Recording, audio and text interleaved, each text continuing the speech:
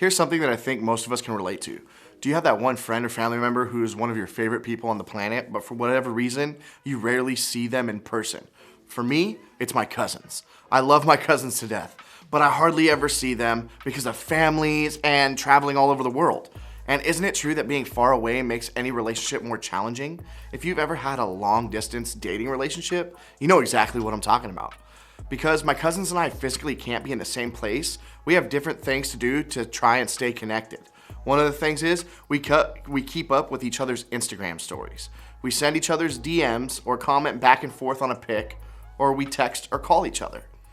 For the past couple of weeks, we've been talking about this same idea when it comes to God. When we make certain things a habit, it makes it easier to connect with Him. And as a result, it helps us get to know Him better. One of the habits we can practice to know God better is talking to Him. When we talk to Him about what He means to us in our everyday lives, it makes it easier to connect with Him. And you may be thinking, how in the world do I get to know God better just by talking to Him? That sounds a little too easy. And if that were the case, why don't more people do it? I think when it comes down to it, the idea of talking about God, our faith, our relationship with God, makes all of us at least a little bit nervous. We immediately have questions like, what if we don't know what to say? What if we sound stupid? What if we don't know enough about what we believe in? What if we offend someone? And that's just the beginning. Chances are you probably have questions I haven't even thought of. The thing is, the ideas we rehearse in our heads have the power to create our reality, meaning we spend so much time being afraid of offending someone that when the time comes up, we still end up saying something offensive. When it comes to talking about God, the last thing we want to do is prepare for failure. So let's talk about it. There was this guy named Peter who was one of Jesus' followers and closest friends. He wrote a couple of letters to some of the earliest Jesus followers in different parts of the Roman Empire. See, while it's tempting for us to believe that talking about God is only tricky for us here in modern times, the truth is, in these ancient times where Christians experienced it firsthand, after all, they were persecuted. So number one, Jesus changed the way everybody saw God. So this was new information for all of them. The second thing they had to deal with was they lived in the Roman Empire, which was the same empire that Jesus was crucified in, saying the wrong thing around the wrong people could have serious implications. So this idea of talking about God wasn't an easy idea for them to accept either. Despite that, Peter addressed the topic, and here's exactly what he said.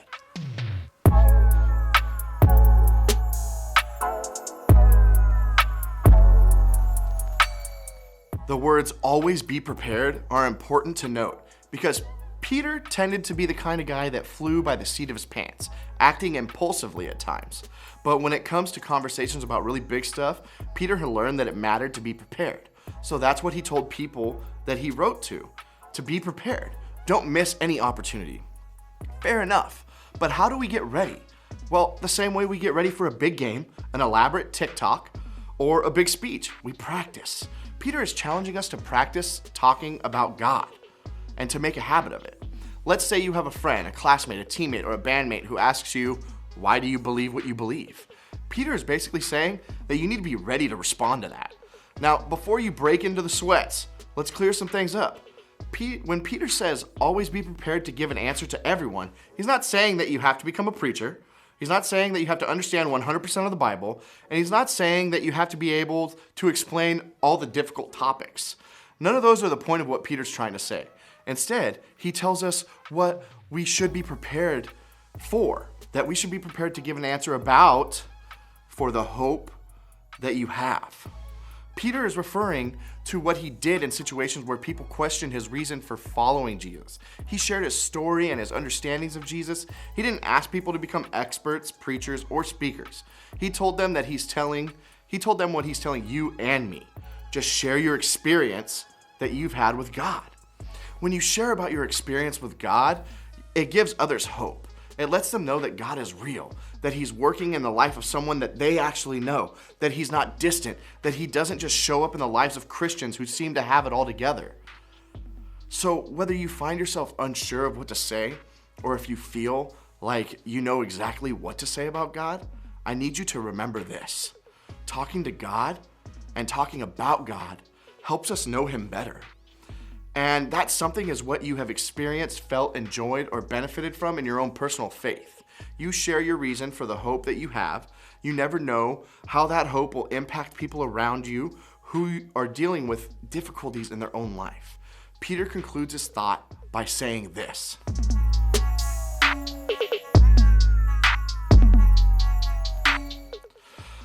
This isn't just an afterthought. It's important because when you think about how conversations usually go when it comes to religion, faith, gentleness and respect aren't the words that tend to describe them. Oftentimes, it can feel like the exact opposite. So how do you talk about your faith with gentleness and respect? Well, you don't talk about it just to start an argument. You don't talk about it to shame or judge someone. You don't talk about it because you're convinced that you're right and everyone who believes differently is dumb. You share your story in a gentle and respectful way. When you share what's real for you, it makes you more real for others. People can see through rehearsed church talk. So when you share out of your heart and your own experience with God, you come across as a real person who had a real encounter with Jesus. Think about it. The things you love and talk about, chances are that you talk about those things because you're passionate about them. But also, in the process of talking about them, you become even more passionate about them. You aren't trying to, it's just a natural habit that you formed. And in the process of talking about it, you care about it a lot more, and you don't have to know everything about it to talk about it or care about it. You just start talking. The same is true with our relationship with God. As you talk about Him more, you'll discover that you'll get to know Him better. And that's what I want you to do when it comes to your faith. Just start talking about it.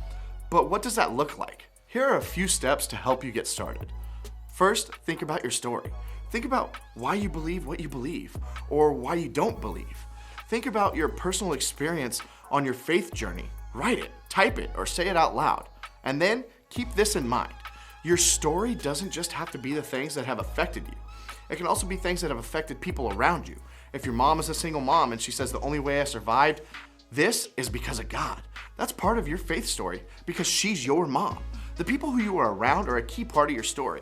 So feel free to write down the ways that God has impacted their lives as well and fill in these blanks.